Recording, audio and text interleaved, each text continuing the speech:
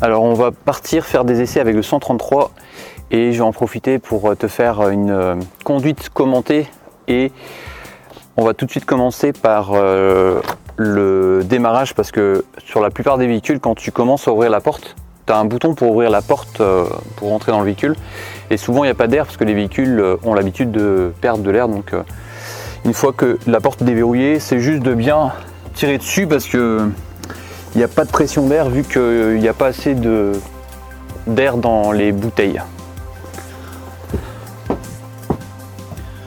Alors je ne vais pas aller faire les vérifications totales, je vais juste peut-être te montrer l'arrière du véhicule puisqu'on va ouvrir le capot moteur pour aller faire les niveaux. Je mets juste d'abord le contact parce que ce véhicule là, ça fait un petit moment qu'il n'a pas roulé il me semble.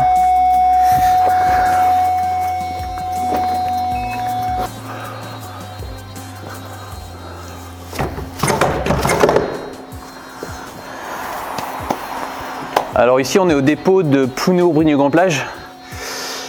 C'est là où sont entreposés quelques véhicules. Alors ce que je te recommande de faire, c'est d'avoir juste ton smartphone qui te sert de lampe, parce que une lampe autonome c'est obligatoire, sauf que maintenant avec les smartphones, tu vois, tu as la possibilité d'activer ta lampe et comme ça te permet après d'en profiter pour faire les niveaux. Donc là je regarde d'abord le liquide de refroidissement, le niveau de liquide de refroidissement qui est vraiment bien parce qu'il est au-dessus du max. Donc voilà, au niveau du témoin et au niveau du niveau de liquide de refroidissement c'est parfait. Et ensuite ce que je fais, je vérifie s'il n'y a pas de fuite et je regarde aussi si le bouchon est présent sur les différents supports. Donc par exemple ici le bouchon de réservoir d'huile, parce que ça m'est déjà arrivé de prendre un autocar où il n'y avait plus de bouchon, donc c'est ce que je vérifie habituellement, et de vérifier ici s'il n'y a pas de fuite ou de courroies qui sont abîmées ou cassées, ça peut arriver aussi. Et là je vais vérifier le niveau d'huile, mais avant je vais aller récupérer des chiffons dans le véhicule parce qu'on a l'habitude d'avoir du matériel à bord de chaque véhicule pour pas se salir les mains. Alors je sais que certaines personnes ont des gants, moi j'ai l'habitude de prendre du papier qu'il y a directement à bord du car. Alors tu vois ici dans ce compartiment, normalement tu as de quoi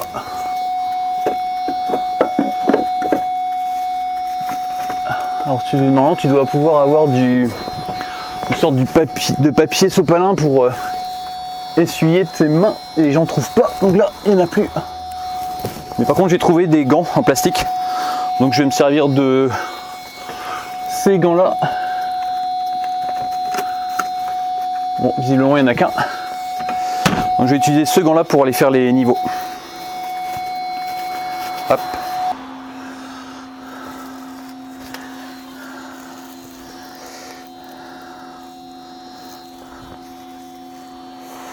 Alors je tire la tige. Alors pour être bien, normalement il faudrait que je nettoie le bout ici, tu vois, où tu vois des traces d'huile, pour le remettre et le ressortir pour vérifier le niveau. Sauf que là j'ai pas de chiffon avec moi. Je vais juste le remettre et le ressortir pour voir si tout est bon. Alors tu vois, c'est assez volumineux, hein, ça prend quand même de la place. Et il faut aussi avoir de l'éclairage parce qu'ici on voit pas très bien. Mais le niveau me semble bon, tu vois. On voit des traces d'huile moteur. Donc le niveau est correct. Donc voilà la longueur, tu vois, de la tige qui permet de faire les niveaux. Et je vais le replacer. Et même, tu vois, en prenant des précautions, c'est toujours un peu sale, donc c'est pour ça, d'où l'importance d'avoir du papier à bord du car. Comme ça tu peux ensuite soit te protéger et anticiper, ou soit te laver les mains après.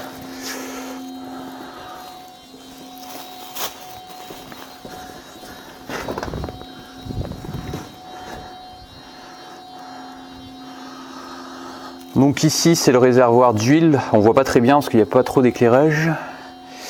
Et ici c'est le support, tu vois, pour faire le niveau d'huile. Et au niveau du liquide de refroidissement, le niveau est ici. Donc le niveau est plutôt correct. Donc il s'agit d'un Mercedes Inturo Euro 5.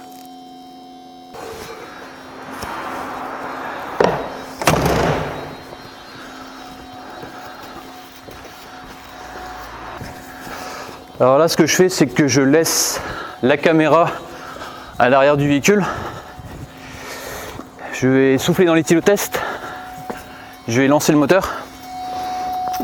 Et comme ça, tu auras le son du moteur au démarrage.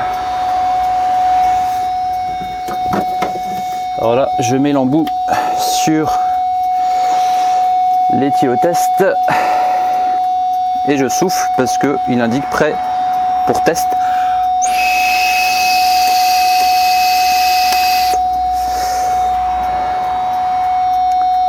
Donc le bip qui indique que le test est OK, je démarre.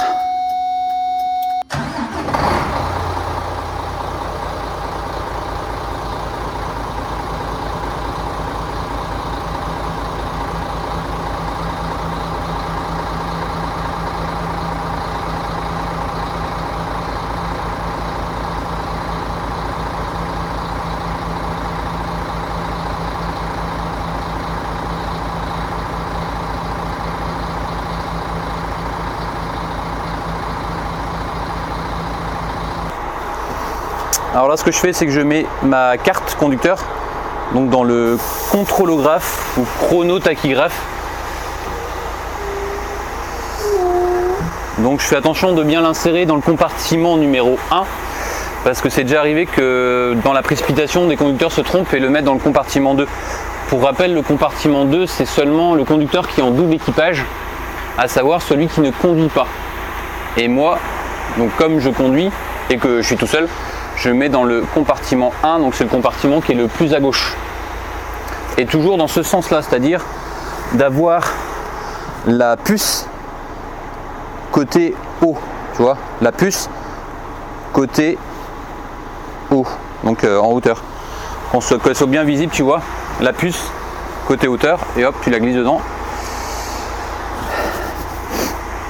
Et après, normalement, tu fais des saisies manuelles, à savoir que tu dois rentrer tes temps annexes si tu en as eu. Donc normalement, je suis censé rentrer les temps annexes que je viens de faire en ce moment, à savoir les temps de travail que j'ai fait pour faire les niveaux.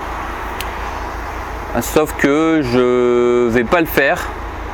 Je vais tout mettre en repos parce que ça sera plus rapide pour moi, parce que la dernière fois que j'ai roulé en car, c'était le 18 décembre 2023. Aujourd'hui, on est le 5 janvier 2024. Ça fait un petit moment, donc ça veut dire que si je dois saisir tous les temps annexes que je fais réellement, ça me prendrait beaucoup de temps. Et c'est pour cette raison que je mets tout sur repos entre les deux dates, même si je suis conscient que c'est pas bon parce que j'ai pas roulé, c'est sûr, sur cette période. Par contre, j'ai travaillé, donc normalement j'aurais dû faire la saisie de tous mes temps de travail. Alors une fois que c'est fait, je vais m'assurer que les portes déjà fonctionnent bien, parce que là les deux témoins, porte arrière, porte d'avant, étaient allumés, et je me rends compte que la porte arrière ne fonctionne pas, donc elle doit être verrouillée, donc je vais la déverrouiller. Donc pour la déverrouiller, il suffit juste de tourner les robinets. Il y a des robinets sur les portes, et pour déverrouiller, il faut les tourner dans le sens de l'avant du véhicule. Et là, ça devrait être bon. Voilà, on entend la porte s'ouvrir, enfin de se fermer parce qu'elle avait perdu de l'air. Je teste l'ouverture.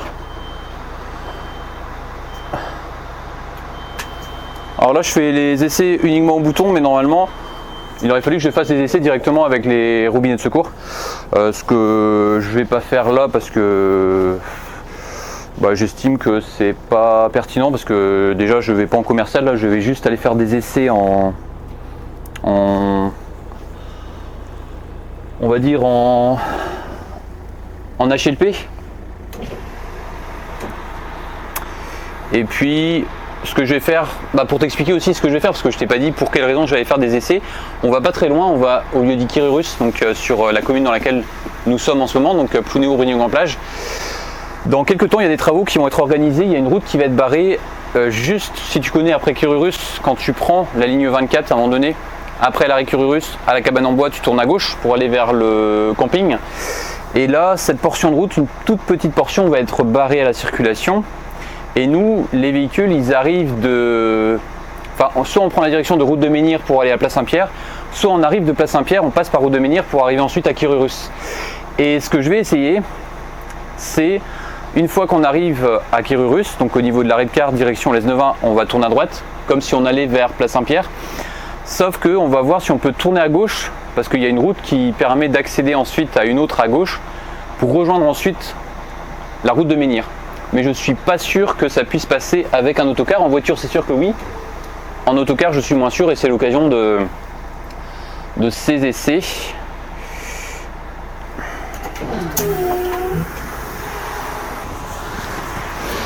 Alors ce que j'ai l'habitude de faire aussi avec la plupart des véhicules, tu vois, c'est de mettre mon manteau juste à côté de moi, parce qu'il y a des supports d'attache, enfin d'accroche pour mettre son manteau. Donc tu vois, je le mets là. Par contre, des fois, ça peut être un peu gênant. Ça peut peut-être aussi te cacher la visibilité quand tu as besoin de regarder s'il n'y a personne au niveau de l'angle mort ici. Donc ça dépend des situations. Mais si ton manteau te gêne, autrement tu as la possibilité, dans certains véhicules, pas tous, mais certains, de le mettre directement au niveau des bagagères au-dessus des sièges passagers. Et après, au niveau du réglage du poste de conduite, alors ça va dépendre de chaque personne, ça va dépendre de ta morphologie et de comment tu aimes conduire. Moi en tout cas, j'aime pas du tout quand le siège il est trop souple, c'est-à-dire que quand il va rebondir à chaque vibration, on va dire, sur la route. Donc ce que je fais, c'est que au niveau de la souplesse du siège, je le mets pas complètement fixe, si tu veux, je le mets juste, on va dire, en tout cas pour moi, à peu près à 20% de souplesse pour l'amortissement en fonction des chocs sur la route, si tu veux. Et après, ce qui est par contre très important, c'est le réglage ici. Tu vois, tu as la possibilité de régler la position de ton fauteuil sur un rail, et il faut qu'il soit suffisamment en arrière pour que tu sois à l'aise avec tes jambes, mais il faut quand même qu'il soit aussi suffisamment proche pour que tu puisses accéder facilement aux pédales, aux différentes pédales. Donc moi, comme je suis assez grand, je le mets assez loin, mais pas trop. Après, ça dépend des véhicules. Là, c'est un Euro 5, donc il y a beaucoup de place. Je sais qu'avec les Euro 6, par exemple, les Mercedes Inturo, je les mets au max derrière. Après, le dossier, il y a un réglage aussi pour le dossier. Donc moi, j'ai pas tendance à mettre trop droit, j'ai tendance à le mettre un peu en décalé. Je le mets à peu près comme ça. Quoique s'il est à peu près droit, j'aime pas être trop comme ça. J'aime bien quand mon dos est quand même assez droit pour le confort de conduite. Et une dernière chose aussi très importante en termes de réglage, c'est le volant. Alors pour les Inturo, tu as un bouton juste au niveau du volant en dessous ici. Donc tu appuies dessus et tu peux le régler soit vers l'avant du véhicule, soit vers l'arrière, et tu peux le régler aussi en profondeur. Alors moi, ce que j'aime bien, c'est de le mettre vraiment proche de mes genoux, sans qu'il touche évidemment les genoux quand j'ai besoin de tourner. Donc suffisamment penché. Il y en a qui aiment bien conduire avec le volant presque à plat comme les routiers. Alors moi j'aimais bien au départ, mais finalement je m'aperçois que ça demande beaucoup d'efforts. Alors que quand le volant il est un peu décalé comme ça, et que tu peux rester avec ton dos droit, avec le volant, que tu puisses le manipuler facilement, je trouve que c'est la position idéale. Et une fois que c'est fait, j'enclenche le D avec le système de boîte automatique, parce que là c'est un véhicule boîte automatique ZF Eco Live, et donc de neutre je passe en D, et là il va mettre ici à l'écran 1. Donc là on est en automatique, et puis il suffit plus que de lâcher la pédale de frein et d'accélérer tout doucement pour aller vraiment en douceur. Surtout ici il faut être vigilant parce que l'espace est assez réduit entre le poteau en béton ici au niveau du garage et aussi au niveau de l'autre véhicule. Donc il faut bien s'avancer droit avant de commencer à tourner. Moi ce que je fais, c'est que je tourne vraiment tout doucement pour éviter de trop balayer avec mon porte-à-faux arrière, sachant que tu as toujours le... pas maintenant là, mais avant tu avais le véhicule qui était vraiment très proche. Donc si tu tournes le volant trop vite avec le porte-à-faux, c'est un coup à accrocher soit le véhicule ou soit le rétroviseur. Ça c'est déjà arrivé en voulant partir peut-être trop vite et de tourner le volant aussi trop rapidement. C'est d'accrocher le véhicule qui est à côté. Alors voici le véhicule qu'on va prendre, qu'on vient de sortir, et le garage.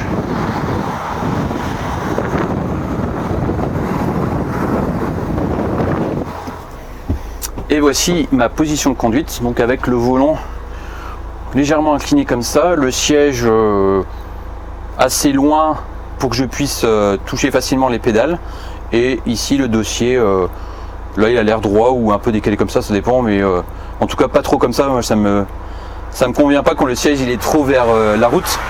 Donc là pour moi c'est la position idéale, et comme je disais, le manteau, tu vois, il y a un support ici pour pouvoir le fixer.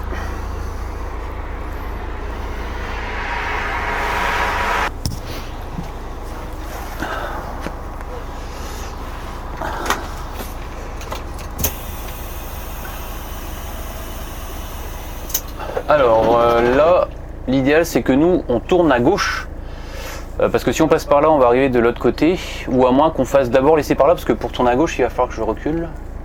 Bon c'est pas grave, on va reculer, je vais reculer un petit peu, parce que je me rends compte que j'aurais dû écarter plus de l'autre côté. Donc là j'appuie sur R pour la marche arrière, je regarde ici au tableau de bord que le R s'active, donc il est bien activé, donc la vitesse est bien enclenchée. Ici aussi quand tu appuies sur R, il y a une petite lumière qui s'allume au niveau du bouton, donc tu vois que la lumière est fixe. Ça veut dire que si la lumière est fixe, c'est que la marche arrière est bien enclenchée. Par contre, si des fois ça arrive, tu appuies dessus un peu trop rapidement et que tu n'as pas par exemple appuyé sur la pédale de frein, parce que c'est important d'appuyer sur la pédale de frein quand tu enclenches une vitesse. Donc je vais tester de ne pas le faire volontairement. Ah bah ça marche quand même. Ah non, là ça marche pas. Si tu appuies pas sur la pédale de frein pour enclencher une vitesse, donc là j'ai appuyé sur R pour faire une marche arrière, ce qui se passe c'est que c'est le témoin, il est en train de clignoter pour avertir le conducteur que la vitesse n'est pas enclenchée, et au tableau de bord ici tu as le témoin N. Donc pour bien faire, je rappuie sur la pédale de frein, je viens de remettre en neutre, j'appuie comme il faut sur la pédale de frein, j'appuie sur R de nouveau, et là le témoin il est fixe, donc c'est bon, et au tableau de bord tu as le témoin R qui est allumé. Alors moi ce que j'ai l'habitude de faire, c'est de mettre les feux de détresse à chaque fois que je fais une marche arrière. Donc là je viens de desserrer le frein de parc, et là je regarde dans mes rétros et je recule tout doucement, parce que derrière il n'y a pas trop de marge, parce qu'il y a des véhicules qui sont garés dans le garage. Donc là je regarde vraiment dans les deux rétroviseurs, donc côté droit parce que derrière moi il y a le garage avec un poteau en béton, donc pour pas que l'arrière du véhicule tape le poteau en béton. Et côté gauche, je regarde si le côté gauche du véhicule n'est pas trop près de celui qui est dans le garage, parce qu'il y a un véhicule du côté gauche là qui est stationné dans le garage. Bon là je pense que là c'est bien, là c'est bon parce que ça braque bien un quart. Donc je rappuie sur neutre tout en appuyant vraiment fortement sur la pédale de frein. Je rappuie sur D. Je regarde au tableau de bord, il indique 1, donc la boîte automatique fonctionne bien en 1, je coupe les feux de détresse. Et là maintenant, je vais aller tout doucement, je vais tourner les roues, mais pas trop vite, parce que ici avec le porte-à-faux arrière, si je vais trop vite, si je braque tout de suite avec le porte-à-faux arrière, je vais toucher le car qui est garé juste à côté. Donc ce que je fais des fois, pour voir où j'en suis, je descends la vitre et je sors la tête pour voir si je suis pas trop près. Donc là je vais avancer encore un peu tranquille, et quand j'aurai dépassé l'avant du véhicule, et bien faire attention au rétro, parce que le rétro il est un peu avancé, et ben je vais pouvoir tourner le volant. Donc là c'est bon, et là je peux vraiment tourner le volant au maximum. Donc là le porte-à-faux arrière côté gauche il est en train de bien balayer.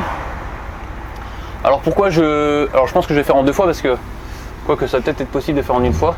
Pourquoi je prends aussi large, c'est parce que peut-être que tu ne le vois pas sur la vidéo, il y a un souci avec un câble, parce qu'il y a un câble téléphonique qui est à terre là, et il y a un pneu sur le câble, et il faut que je sois vigilant parce que si je prends pas assez large, je vais arriver trop près du pneu qui est sur la route, tu vois. Donc là par contre je braque côté gauche à fond, je regarde s'il n'y a personne des deux côtés de la route, côté gauche, côté droit. Et là ce que je fais maintenant c'est que je regarde côté droit pour voir si ça se passe bien au niveau du porte-à-faux, parce que comme je tourne à gauche c'est le porte-à-faux arrière droit qui balaye, et en même temps je regarde aussi à gauche, vérifier que ça se passe bien au niveau du pneu qui est à l'entrée du parking, parce qu'il y a un pneu qui permet de définir l'espace de sortie, parce qu'il y a un câble qui gêne. Donc là je le remercie parce que le gars il a attendu que je passe. Et donc une fois que je suis parti sur la route comme ça, ben, je contrôle toujours assez régulièrement mes rétros pour savoir si je suis bien positionné sur la voie de circulation. Alors qu'après quand tu as l'habitude de rouler régulièrement, c'est instinctif, enfin c'est automatique, c'est-à-dire que tu es bien placé sur la voie de circulation. Alors ce que je te recommande en tout cas quand tu commences à circuler, que tu viens d'avoir le permis, c'est de regarder régulièrement tes rétroviseurs, et c'est ce qui te permet de te dire que tu es bien placé sur la voie de circulation.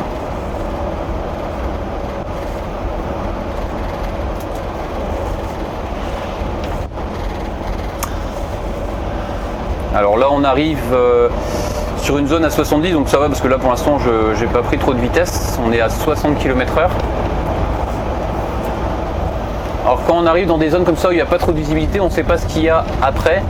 J'ai l'habitude de mettre quelques plots de ralentisseur, comme ça j'anticipe si tu veux, s'il y a pour X raison des automobilistes qui veulent s'engager sur la voie principale, comme ça j'évite absolument dans la mesure du possible de trop utiliser la pédale de frein. Et donc là, comme on arrive en agglomération, ça me permet aussi de diminuer la vitesse pour être à 50. Bon là je suis vraiment en dessous des 40, donc là ça va. L'idée c'est que en autocar, c'est vraiment de pouvoir anticiper au maximum. En premier, je dirais surtout pour le confort de ta conduite à toi, donc pour ta conduite en souplesse, pour que tu sois moins fatigué d'une part, et d'autre part aussi un bénéfice pour les voyageurs, parce que les voyageurs comme ça voyagent en tout cas plus confortablement, parce que la conduite est faite en souplesse, et en plus ça rassure le voyageur, parce que quand une personne et qui te connaît pas, un voyageur qui n'a pas l'habitude de t'avoir comme conducteur, qui est à côté là, enfin en tout cas dans le car, et qui regarde un peu comment tu conduis, ils apprécient aussi la souplesse du conducteur au volant. Donc ça aussi c'est très apprécié des clients, c'est d'avoir une conduite souple et de pas trop utiliser dans la mesure du possible la pédale de frein, ou d'accélérer trop fort en fait. Donc là pareil, tu vois, il y a une voiture que je viens de croiser qui vient de tourner, donc je regarde dans mon rétro gauche pour voir si elle a de la place pour passer correctement. Et tu vois, dès qu'il y a une voiture qui croise, j'ai tendance aussi à regarder toujours mon rétroviseur côté gauche pour voir si la voiture elle passe correctement. Et à chaque fois que je vais être amené à tourner à des endroits où c'est pas très large, ou des fois par exemple tu dois te déporter, c'est de contrôler les deux rétros de façon régulière. Tu vois, là je tourne ici et je dois me déporter légèrement sur la voie opposée, donc j'anticipe en regardant déjà s'il n'y a pas de véhicule qui arrive en face, et je regarde vraiment régulièrement les deux rétroviseurs. Alors en particulier celui de droite, parce qu'il y a des voitures qui sont garées sur ce côté là,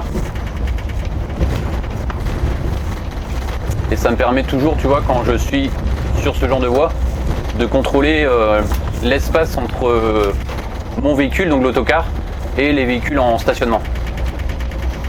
Et ce qui est important aussi, c'est dans des cas de figure comme ici, où tu peux pas trop te mettre complètement sur ta voie de circulation parce que c'est pas suffisamment large, parce qu'il y a des stationnements. Je contrôle vraiment aussi assez loin, j'anticipe beaucoup les véhicules qui arriveraient en face pour ne pas les gêner, et pour qu'ils voient aussi que j'ai pas suffisamment d'espace pour être complètement du côté de ma voie de circulation. Alors ça ils le voient, et quand En général, quand tu arrives en voiture, tu vois un véhicule de grand gabarit, tu lâches le pied un petit peu.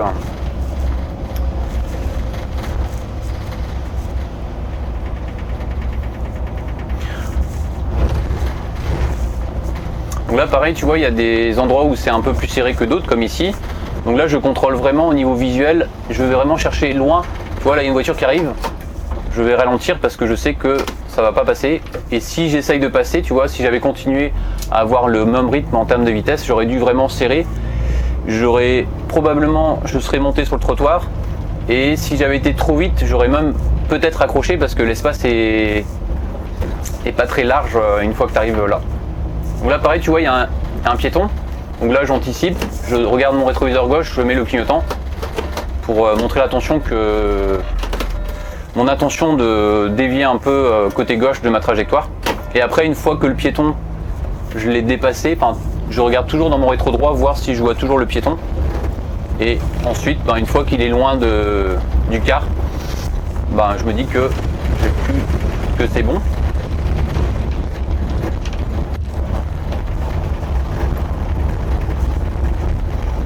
Alors sur cette voie là, normalement, c'est ce qu'on appelle un chaussée doux, le véhicule est censé être au milieu, donc normalement il faudrait que je circule comme ça, c'est la règle. Et quand il y a une voiture qui arrive en face, normalement je dois serrer à droite, sauf que ce soit en voiture ou en car, en tout cas ce que je fais moi, c'est que je reste tout le temps côté droit, ça évite d'avoir des surprises des autres usagers qui peuvent arriver en face parce qu'il y a des endroits où tu n'as pas trop de visibilité. Donc pour vraiment être bien, en tout cas là c'est une organisation que je fais moi, je reste tout le temps côté droit.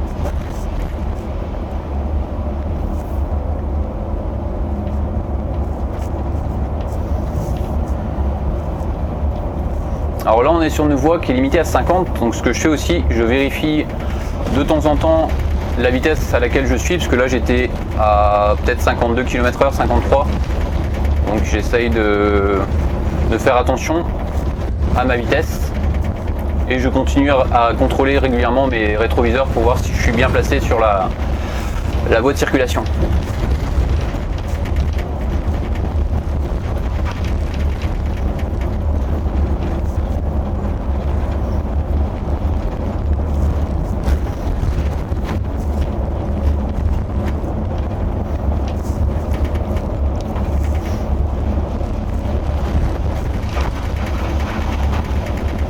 Alors là cette route je la connais, donc c'est assez facile pour moi parce que je connais les endroits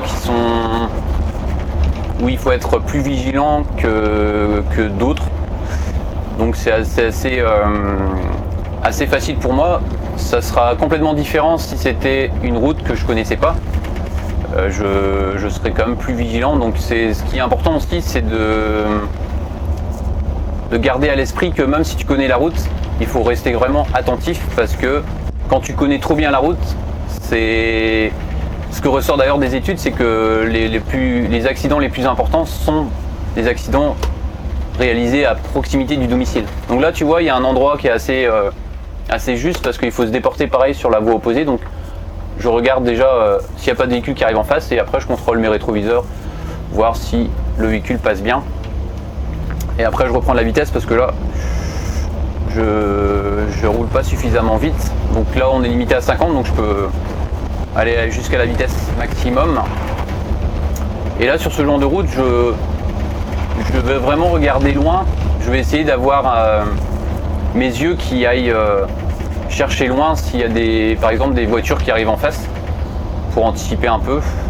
Et je continue aussi à regarder un peu dans mes rétroviseurs la position de mon véhicule sur la voie de circulation. Et après je vais ajuster, si je vois par exemple que je suis un peu trop côté gauche, hop, je vais serrer, je vais regarder mon rétro, je vais serrer un peu côté droit.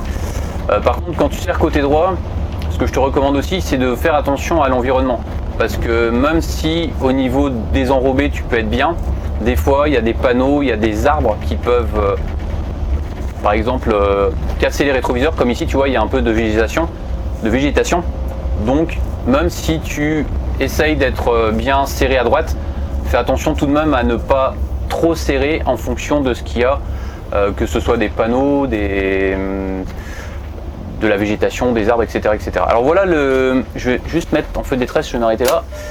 Voilà l'objet de l'essai, cette route là, donc entre le croisement ici jusque le croisement suivant, donc sur cette petite portion qui doit faire peut-être une quarantaine de mètres, cette route sera barrée prochainement.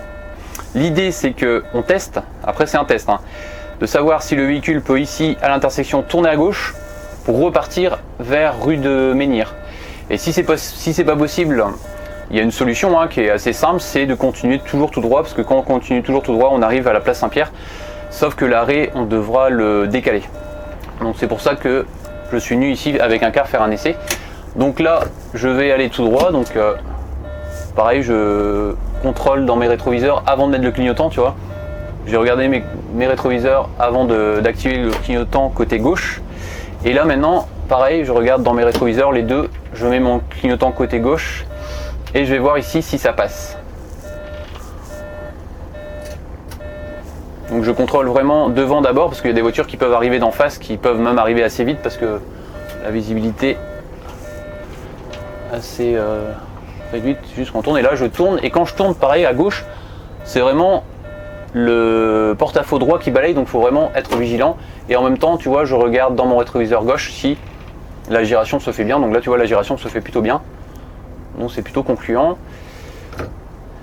Et une fois que j'ai tourné, hop, je reprends l'accélération. Je me positionne bien parce que là, j'étais pas très bien positionné. Je me repositionne bien côté droit et j'arrive au stop. Alors, premier essai donc concluant, donc pour la déviation, parce que comme je te disais, c'est cette route-là qui va être barrée. Donc dans le sens Brignogan jusqu'à place Saint-Pierre, le passage est plutôt correct. Alors ce que j'essaye de faire aussi, c'est de bien prendre en compte le gabarit du véhicule, parce que là on est avec un car qui est assez petit. Celui-ci je crois qu'il fait 12,74 m, alors qu'on a des véhicules qui font jusqu'à 13,25 m, 13,30 m de long. Certains Inturo qu'on offre font 13,30 m.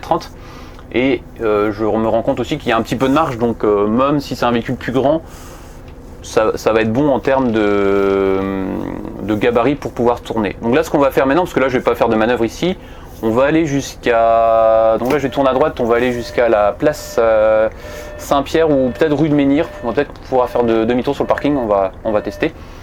Donc là, clignotant droit, je vérifie à gauche s'il n'y a pas de voiture qui arrive. Ensuite pareil, je contrôle dans mes rétroviseurs, je tourne. Et là je contrôle surtout ce rétroviseur là pour bien me placer sur la voie de circulation. Et là tu vois, c'est des exemples aussi intéressants, c'est-à-dire comme je te disais, si tu serres trop côté droit par rapport à la chaussée, tu risques d'être embêté avec ton rétroviseur, soit avec des poteaux téléphoniques, soit avec des arbres, des branches. Donc d'être vigilant quand même, de pas trop serrer non plus. Tu vois, le poteau ici il est un petit peu penché vers nous, donc après ça c'est une gymnastique qui va commencer quand tu vas démarrer à conduire en autocar, mais après ça sera des automatismes que tu vas acquérir assez progressivement. Alors ensuite ici il y a un rond-point, donc j'anticipe pareil, j'utilise le ralentisseur, je regarde dans mon rétroviseur voir s'il n'y a personne qui me suit ou s'il n'y a pas une voiture qui me double, et ensuite je mets mon clignotant côté gauche. Et ici est-ce qu'on fait demi-tour sur ce parking ou pas? Hop, je remets le clignotant côté droit. Bon non, c'est un peu petit, donc oh coxy. Ce que je vais faire, je vais laisser passer, je vais mettre les feux de détresse, je vais laisser passer la voiture parce qu'il y a une voiture juste derrière moi. Donc d'où l'importance aussi de regarder ses rétroviseurs, parce que là il y a une voiture qui était derrière moi, il y en a une autre qui arrive mais elle est un peu loin, donc j'ai le temps de m'avancer, hop, de passer en neutre, de bien appuyer sur la pelle de frein, d'appuyer sur R pour passer, enclencher la marche arrière, de reculer tout de suite pour que la voiture qui est derrière moi mais assez loin puisse voir mon intention de faire demi-tour, de reculer en tout cas sur le parking. Comme ça là elle m'a vu. Et par contre ce qui est important, tu vois, quand je recule, c'est de bien regarder les angles morts, parce que là je vois pas bien, donc si la voiture elle continue à avancer, je vais pas la voir parce qu'elle est dans mon angle mort, donc c'est bien de tourner la tête pour voir si la voiture elle est vraiment éloignée pour que je puisse tourner le mieux possible. Bon là je suis un peu en vrac. Là je vois pas trop l'espace qu'il y a derrière, donc tu vois quand c'est comme ça, quand je sais pas trop, alors là déjà je vais faire signe pour qu'on puisse passer. Et ben ce que je fais assez souvent quand je fais des marches arrière, je sors pour aller vérifier l'espace qu'il y a derrière le car.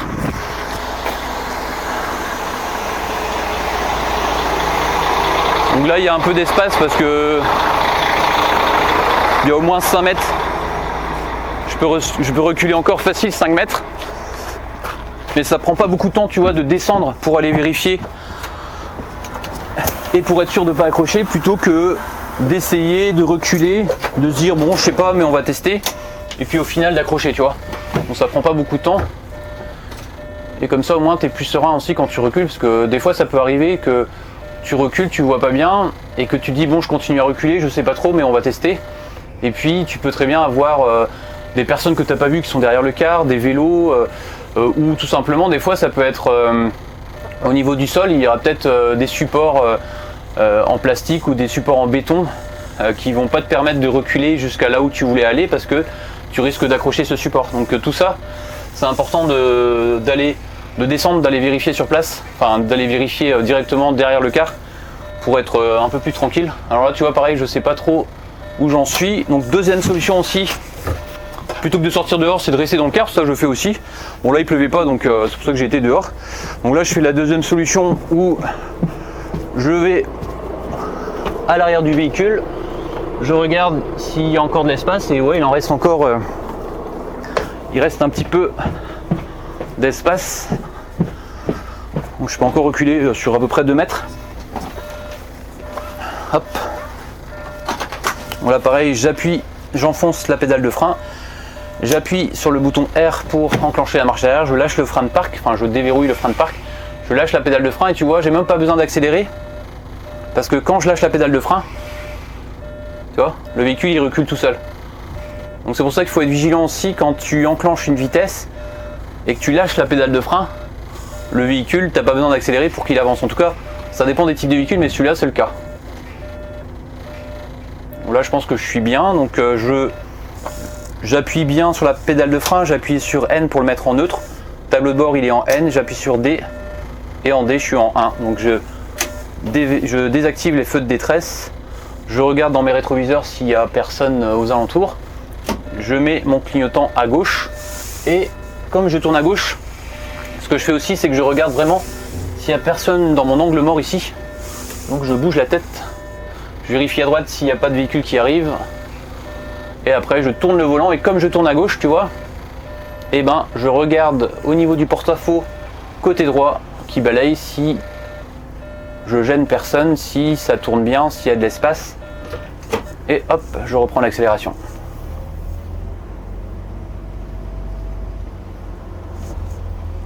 Donc là on va aller tout droit, donc ici c'est un rond-point sur lequel on est obligé d'aller dessus. Hop, je mets le clignotant à droite, je regarde dans mes rétroviseurs, et là on va prendre un peu de vitesse, donc j'accélère.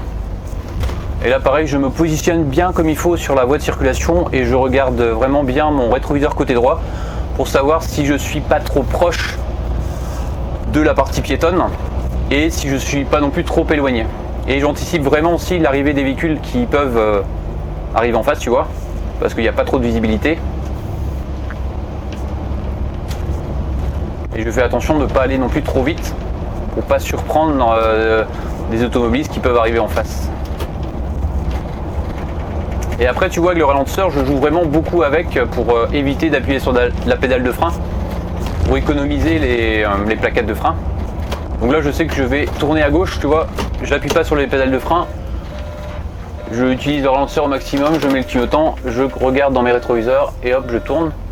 Et là, donc je regarde mes rétroviseurs, je mets le clignotant côté droit pour avertir que je vais aller vers là. Et par contre là, alors là c'est un peu gênant parce que il y a des véhicules qui peuvent arriver là et tourner ici et te voir au dernier moment. Bon après tu es en hauteur donc ça va. Et nous on va tourner ici, en tout cas on va faire l'essai, voir si ça passe. Bon, c'est plutôt bien, plutôt correct. Donc là je regarde à gauche, pas de véhicule, à droite aussi, parce que comme on va tourner ici, on va se déporter sur la voie opposée, donc c'est important aussi de vérifier qu'il n'y ait pas de voiture qui arrive dans ce sens-là, vers là. Alors après ici, pareil, quand je vais tourner, donc je tourne côté droit, il va falloir que je regarde mon porte-à-faux côté gauche, arrière gauche, si ça se passe bien, si j'accroche rien. Et après ici, d'être vigilant avec l'arbre ici, mon rétroviseur, donc là il y a de l'espace, et de consulter aussi, de regarder mon rétroviseur côté droit, voir si ça passe bien, si le véhicule va pas sur la pelouse, parce que tu as de la pelouse ici. Donc là maintenant, hop, il y a un véhicule qui arrive en face, donc je me positionne bien pour pas le gêner. Et là je vais reprendre un peu de vitesse parce que on va retourner au dépôt. Donc là maintenant l'idéal c'est, hop, tu vois, de reprendre vraiment la vitesse de 50 km/h parce qu'il n'y a pas trop de circulation, c'est assez calme. Et à chaque fois je regarde vraiment mes rétroviseurs, alors beaucoup comme celui de droite, pour voir si je suis bien positionné sur la voie de circulation. Et dès que je vois des choses qui se passent, tu vois, là il y a un piéton, hop, soit je lâche juste la pédale d'accélérateur, soit j'utilise le ralentisseur. Bon, là c'était pas nécessaire, mais j'essaye de travailler beaucoup sur l'anticipation. Donc là pareil, tu vois, piéton, hop, je regarde dans mon rétroviseur, je mets le clignotant et je me déporte un peu pour leur montrer aussi que j'ai bien vu qu'il y avait des piétons. Et ensuite, une fois que c'est passé, je regarde dans mon rétroviseur là si les piétons, je les vois, donc ils sont assez loin, donc maintenant je me repositionne et je suis bien sur la voie de circulation. Ensuite ici, je vois qu'il y a un virage, il n'y a pas trop de visibilité, donc je lâche la pédale d'accélérateur. Je vais mettre un plot. Je vais vérifier vraiment s'il n'y a pas de véhicule qui arrive en face pour pas les gêner, parce que là, même s'il y a de l'espace, faut être attentif de ne pas trop empiéter sur la voie opposée. Donc là c'est bon, il y a de la visibilité, donc je reprends de la vitesse, j'accélère. J'en profite toujours pour regarder mes rétroviseurs, alors beaucoup comme celui de droite pour la position du véhicule. Là je vois qu'il y a un piéton qui arrive sur la voie de circulation, hop. Je mets mon clignotant côté gauche, je ralentis, je me déporte légèrement et une fois que je le vois dans mon rétro, hop, je me rabats et je resserre un peu plus de côté droit. Ensuite ici la visibilité est bonne, donc je reprends de l'accélération, je le stabilise à 50 km/h. Donc là je vois une voiture arriver, donc j'essaye de serrer au maximum côté droit, hop, on la croise, donc je vérifie dans mon rétro gauche que le croisement se fait bien, qu'elle est suffisamment de son côté, qu'elle n'est pas trop près du car, quoi, si tu veux. Hop, donc je reste stabilisé à 50 km/h, la visibilité est bonne. Donc là on est sur des routes qui sont pas très fréquentées, donc c'est assez facile. Alors par contre je vois qu'il y a des piétons, hop, j'anticipe, je regarde mon rétroviseur gauche, je mets le clignotant, je me déporte. Comme ça les piétons qui me voient arriver, ils savent que j'ai bien vu qu'il y avait des piétons et puis que j'ai anticipé. Il y a un piéton côté gauche, donc ensuite une fois que je vois les piétons, hop, je me rabats ici. Et je vois le piéton dans mon rétroviseur, donc je vois qu'il est passé, donc comme ça, tout est bon.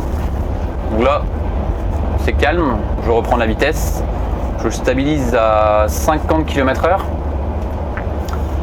et on observe qu'on rentre dans l'agglomération de Brignogan, de Brignogan-Plage. Donc je vérifie la vitesse, toujours 50, parce que là ça change pas, entre là et ici, la vitesse est toujours à 50.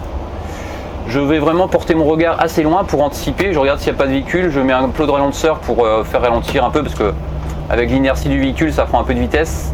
Hop, je réaccélère parce que je vois qu'il n'y a personne en face de moi. Je regarde dans mon rétro aussi, il y a une voiture derrière, elle est assez éloignée.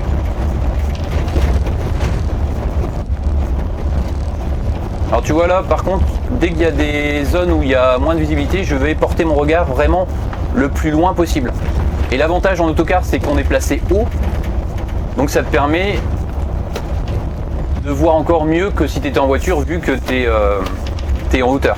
Donc là j'anticipe aussi les ralentisseurs, donc je mets les plots de ralentisseur sans appuyer sur la pelle de frein, je laisse couler, j'accélère pour reprendre de la vitesse, tout en passant en souplesse sans que ce soit brusque, pour pas abîmer les coussins d'air. Donc là toujours pareil, je porte mon regard assez loin pour voir s'il n'y a pas de voiture qui arrive en face. Là je vais devoir ralentir parce qu'il va falloir que je tourne à gauche un peu plus loin, donc je mets un plot, je laisse couler, j'arrête d'appuyer sur la pédale d'accélérateur, je mets deux plots, je regarde mon environnement, je vois qu'il y a un piéton, hop, il traverse, bon c'est bon, il est loin. Je consulte ici mon rétroviseur gauche parce que je vois qu'il y a des parterres de fleurs, donc pour vérifier que ça passe bien. Ici, tu vois, c'est un bon exemple, ici il y a le soleil, donc normalement l'idéal c'est que quand tu vois qu'il y a du soleil, c'est de mettre tes lunettes de soleil. Bon là je les ai pas juste à ma portée, donc à la portée de main. Donc ce que je fais, c'est que j'utilise le pare-soleil.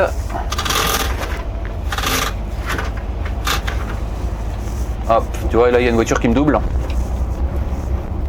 Donc c'est pour ça que c'est important aussi de vraiment bien regarder assez régulièrement dans tes rétroviseurs.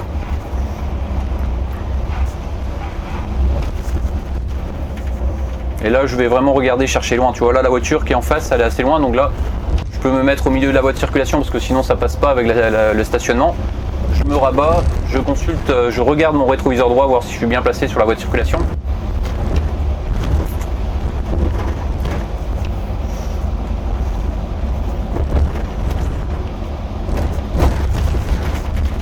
Et ensuite là-bas on va tourner à gauche et c'est assez serré parce que il peut avoir des voitures qui arrivent dans le sens de circulation. Alors je vais remettre le pare-soleil comme ça parce que tu verras mieux sur la vidéo.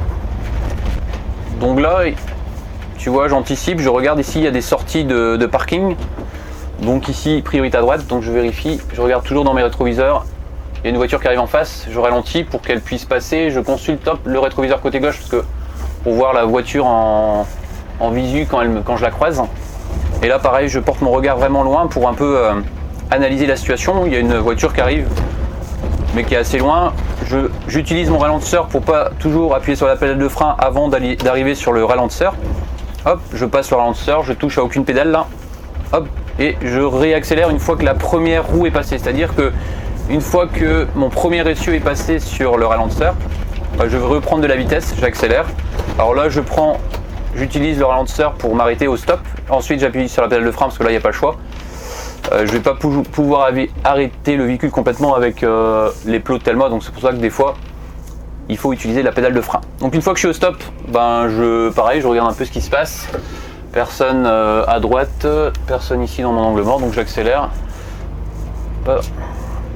Alors je vais me déporter ici, je mets mon clignotant parce qu'il y a une voiture qui est un peu sur la voie de circulation.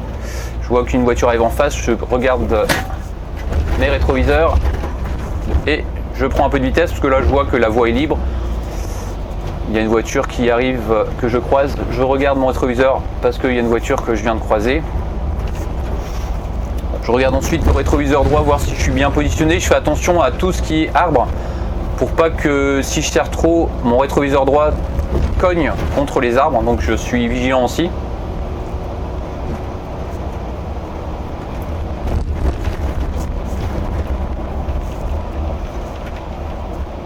Et là on va sortir de l'agglomération, donc je vais pouvoir prendre de la vitesse, la voie est plus large donc ça va être plus facile. Donc là j'accélère, je prends de la vitesse sans accélérer vraiment à fond, hein. Parce qu'il faut savoir que sur les véhicules comme celui-ci, tu as ce qu'on appelle un kick down, c'est-à-dire que si tu appuies à fond sur la pédale d'accélérateur, il va utiliser toute la puissance du moteur pour lancer le véhicule. Et c'est pas forcément bon parce que t'es pas pressé en fait, donc tu appuies juste sur la pédale au maximum, la pédale accélérateur, sans utiliser le kick down. Et puis tu vois, il réagit bien, il prend de la vitesse. Et tu vérifies un petit coup de temps en temps, tu regardes dans tes rétroviseurs, voir si tu es bien placé sur la voie de circulation. Hop, là, tu vois que c'est limité à 70, donc tu ralentis. Donc là, je me stabilise à 70, mais je vais tourner à droite là-bas au dépôt, parce qu'on arrive au dépôt. Donc je mets mon clignotant, je regarde mes rétroviseurs, et je vais essayer d'arriver tout doucement pour vraiment arriver en souplesse sur le dépôt et pouvoir ensuite manœuvrer pour rentrer le car dans le garage. Donc là, je mets les feux de détresse pour avertir des usagers de la route que je vais manœuvrer parce que je ne vais pas rentrer comme ça sur le dépôt, je vais rentrer, tu vois, en marche arrière. Donc je regarde dans mon rétroviseur côté gauche, il n'y a pas de véhicule derrière, donc il n'y a personne. Par contre, il y en a un devant, donc je vais attendre qu'il passe pour pas le gêner. Je vais descendre ma fenêtre aussi conducteur pour vraiment vérifier que il n'y a pas d'automobiliste qui arrive au loin. C'est le cas, il n'y a personne derrière. Devant, il n'y a personne, en tout cas pas tout de suite. Donc ça me permet de bien me positionner sur la route. Donc là, sur la route, je vais chercher vraiment assez loin. Déjà anticipé pour bien me positionner. Hop, j'appuie sur la pédale de frein, neutre. J'appuie sur le R pour la marche arrière. Je lâche la pédale de frein et là, tu vois, le véhicule, il recule tout seul. Alors là, il y a une voiture qui arrive, mais elle m'a repéré, donc elle ralentit. Je regarde maintenant dans mon rétroviseur droit parce que il va falloir que je cherche à quel moment il va falloir que je tourne en fait le volant. Donc là on va. Donc je tourne le volant en fait en fonction de la position de la roue, donc de l'essieu arrière. Donc une fois que l'essieu arrière est bien placé, hop, je tourne le volant, c'est le cas en ce moment. Et par contre, quand je tourne le volant, tu vois là, comme ça, je vais regarder ici, dans l'angle mort, s'il n'y a pas de véhicule, de piétons, ça risque pas, mais s'il y a vraiment personne, tu vois, dans mon angle mort. Parce que là, ça peut être dangereux. Donc, hop. Ce que je fais, c'est que je bouge vraiment beaucoup la tête pour vraiment attirer mon regard sur les endroits sensibles.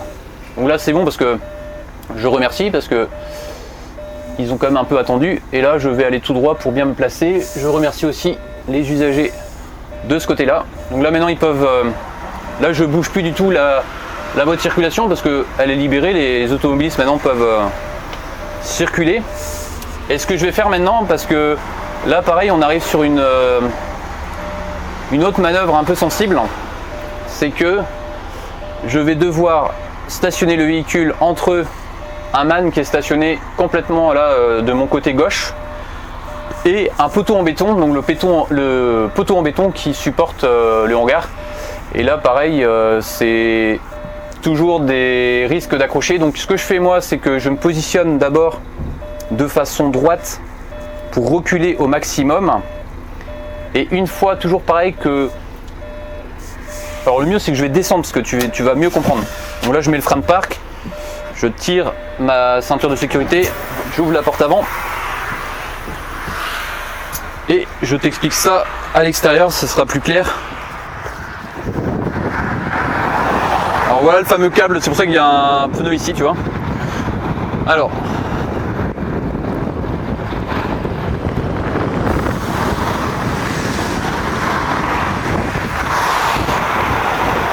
Alors qu'est-ce que je vais faire? L'idée c'est que je recule ici au maximum et que je rentre ensuite comme ça, hop là, tu vois. Et là il va falloir être attentif, c'est l'essieu arrière et bien évidemment de ne pas aller trop loin pour pas accrocher ce véhicule là, mais pas non plus aller trop près du poteau en béton. Donc ici tu vois, quand c'est comme ça là, l'idéal c'est pour moi en tout cas d'aller assez droit comme ça, de bien regarder mon essieu arrière et à un moment donné tu vois quand je vais arriver avec l'essieu arrière à peu près ici là, hop, de tourner au maximum pour pouvoir mettre le véhicule le plus droit possible et ensuite de voir si je peux reculer en une seule fois. C'est pas sûr que j'arrive en une seule fois, je vais essayer, mais après c'est vrai que ce genre de véhicule ça braque bien, donc voilà l'idée.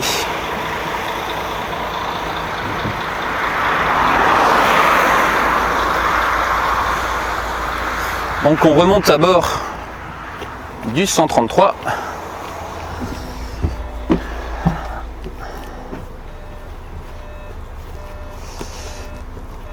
Et je t'explique tout ça au volant.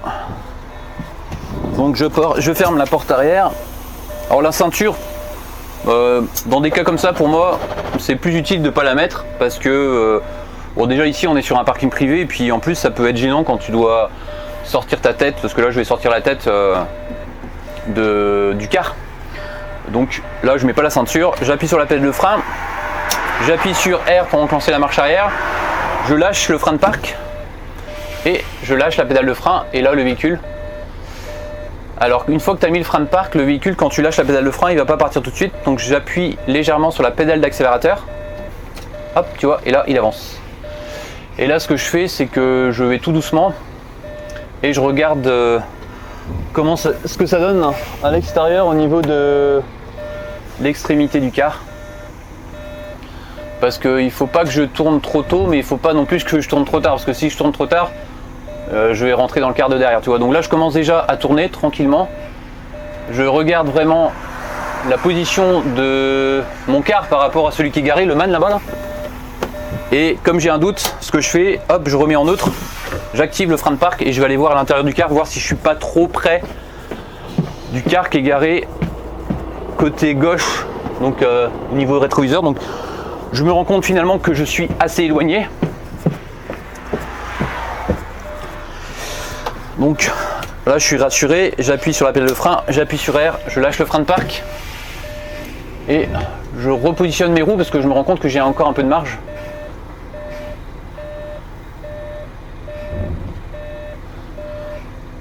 Et là, je vais commencer tranquillement, tu vois, à repositionner mon véhicule pour le mettre le plus droit possible et pour rentrer progressivement dans le hangar.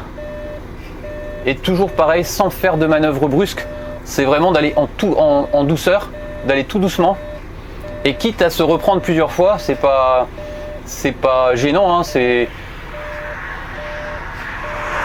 faut mieux des fois prendre son temps, prendre 5-10 minutes, mettre son frein de parc, sortir, plutôt que d'essayer d'être le plus rapide possible et au final d'accrocher. Donc là vraiment il faut le maître mot, je pense, c'est de faire ça tranquillement, de faire ça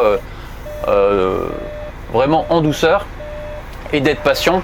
Si ça passe pas du premier coup, c'est pas grave, tu redescends, tu vas voir, etc., etc. Donc là je me rends compte que si je continue trop vite, enfin si je continue en tournant le volant côté droit, je vais être trop près du poteau en béton. Donc là je regarde à l'extérieur la position de l'extrémité du car. Je commence à me rapprocher du man, mais ça va, il y a un petit peu de marge encore. Donc là pareil, tu vois, je vais tout doucement. Là j'essaye de me rapprocher au niveau du man. Et pareil, je mets en neutre, je mets le frein de parc, ce que je vois pas très bien.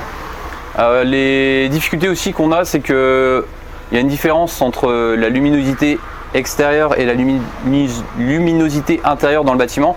Donc tu vois pas ce qui se passe, on va dire, une fois que ton véhicule est dans le garage.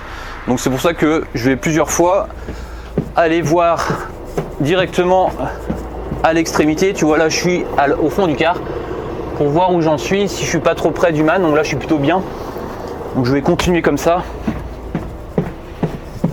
et remettre mon véhicule droit de façon progressive. Donc là pareil, hop, j'appuie sur la pédale de frein, j'appuie sur R, j'enclenche donc la marche arrière. Le R est affiché au tableau de bord, je lâche le frein de parc et là je relâche et j'arrive tranquillement dans le garage.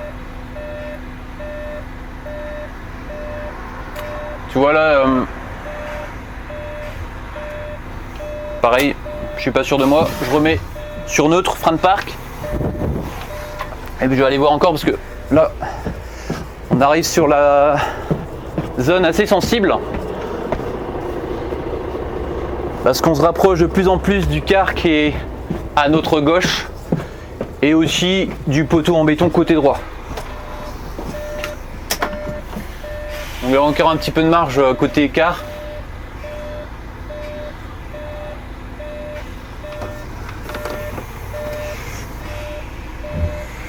Et ce qui est important, tu vois, c'est... Alors là, je vais fermer la fenêtre parce que commence à pleuvoir. C'est le repère, c'est vraiment l'essieu arrière. C'est-à-dire que quand l'essieu arrière il est bien positionné, quand tu recules et quand tu dois te placer droit, et ben c'est à partir de ce moment que tu peux rediriger ton véhicule en gros pour que tout le reste passe. Alors je sais pas si tu as bien compris, mais l'idée c'est que, alors c'est sûr, c'est de le faire en vrai, c'est là que tu te rends mieux compte de la situation. Pour t'expliquer le truc, c'est que quand tu vas avoir un repère, donc on va considérer que ça c'est le repère, quand tu vas reculer avec ton car et une fois que la roue arrière, donc l'essieu arrière arrive près de ce repère là, c'est seulement à partir de ce moment là que quand tu vas tourner le véhicule pour le remettre droit, que la base, si tu veux, ça va être l'essieu arrière pour le rediriger et le remettre droit. D'où l'importance, quand tu fais des manœuvres pour positionner les véhicules dans un garage comme ici, de bien être attentif à la position de ton essieu arrière avant de braquer les roues, on va dire, pour vraiment bien le positionner dans le garage. Et c'est le cas ici. Alors là, ce que je vérifie aussi, c'est, parce qu'il y a plusieurs difficultés, la proximité de l'autocar à côté duquel on est en train de se garer. Et là, on commence à s'en rapprocher vraiment beaucoup. Je rappuie sur la pédale de frein, j'active le R pour la marche arrière, je lâche le frein de parc et je recule tout doucement.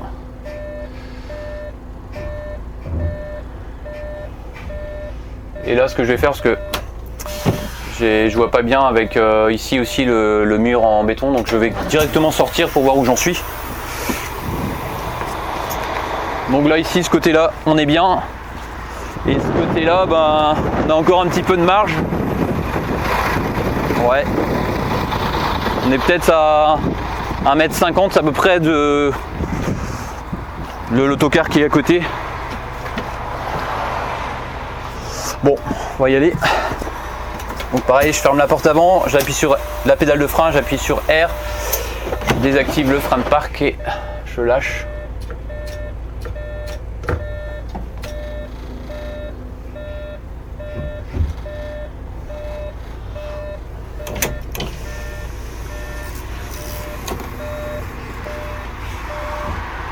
Voilà, je vais faire une marche avant parce que là, je commence à pas partir en vrac. Donc ce que je fais là, je remets sur N, j'appuie sur D, tout en ayant le pied sur la pédale de frein. Et je vais me repositionner parce que je vois que ça commence à être un peu trop juste. Je commence à m'approcher vraiment du car qui est à côté de moi. Et comme je vois pas bien ici avec le poteau en béton, et comme ici j'ai de l'espace, l'idée c'est que tu vois là, je vais tout droit. Et ensuite je vais vraiment bien me repositionner pour faire en sorte que j'arrive ensuite à reculer vraiment tout droit pour que ce soit plus facile. Et je fais attention que une fois que je vais tourner, tu vois là, que mon porte-à-faux ne touche pas le car qui est à côté aussi, parce que tu as un car qui est à côté. Donc j'avance vraiment tout doucement. Et à partir de maintenant, tu vois, je vais me replacer. Hop là. Donc j'appuie sur la pédale de frein, N, R, et je me replace. Et là, ce que je vais faire maintenant, c'est vraiment d'arriver le plus droit possible.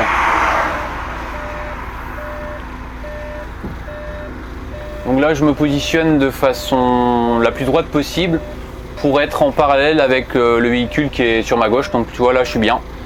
Donc maintenant, je vais reculer tout doucement. J'essaye d'être à peu près centré entre le poteau en béton et le car qui est à ma gauche. Et là, on est bien. Je jette quand même un coup d'œil à travers la fenêtre, donc on est bien. Je regarde les repères, parce qu'on a quelques repères aussi. On a des bandes ici noires et fluorescentes. Et au sol aussi, un peu plus loin, on a de la peinture fluorescente pour avoir un repère. Et là, après, ici, je me mets le plus droit possible. Je regarde si je suis pas trop près du poteau en béton, je regarde si je suis pas trop près de l'autocar ici à ma gauche, et je continue à reculer tout doucement. Et une fois que j'arrive là, c'est de bien faire attention aussi à ce que le rétroviseur ici soit pas trop proche de celui qui est là, tu vois, de pas accrocher. Et là après, derrière, il y a une bordure qui permet d'arrêter le véhicule. Donc normalement, on va s'arrêter dessus. Alors pareil, hein, je prends pas de risque. Hop, je mets sur neutre, je mets le frein de parc, je ferme la fenêtre et je vais aller regarder, voir si on n'est pas trop loin du bout du garage pour pas accrocher. Bon, il y a encore de la marge, mais normalement il y a la bordure qui devrait pouvoir me donner un guide, enfin me guider. Ah bah j'y étais peut-être.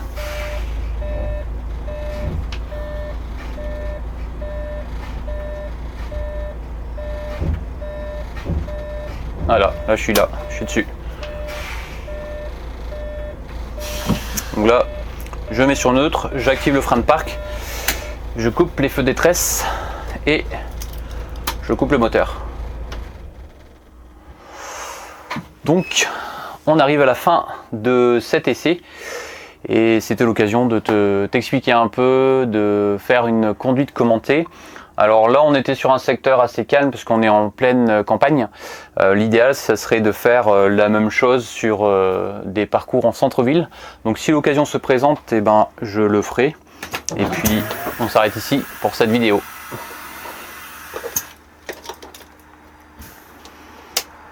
Donc je remets ici en repos avant d'éjecter ma carte.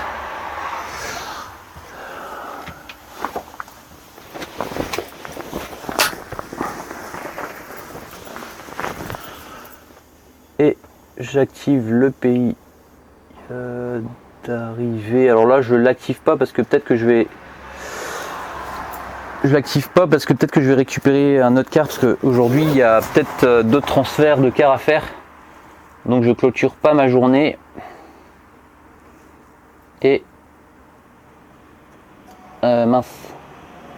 Je me suis trompé, j'ai fait une demande d'impression du ticket parce que tu peux aussi demander d'imprimer ton ticket une fois que tu as fini ta journée. Donc là j'ai sorti ma carte et sans faire gaffe, j'ai aussi demandé l'impression d'un ticket. Alors ça tu peux faire aussi, mais ça n'a pas grand intérêt pour quelqu'un qui assure des services de ligne régulière scolaire ou de faire comme moi je fais des essais. Donc voilà, c'est le genre de ticket qui sort quand tu lui demandes au contrôlographe d'éditer un ticket. Et je pense à bien couper le contact.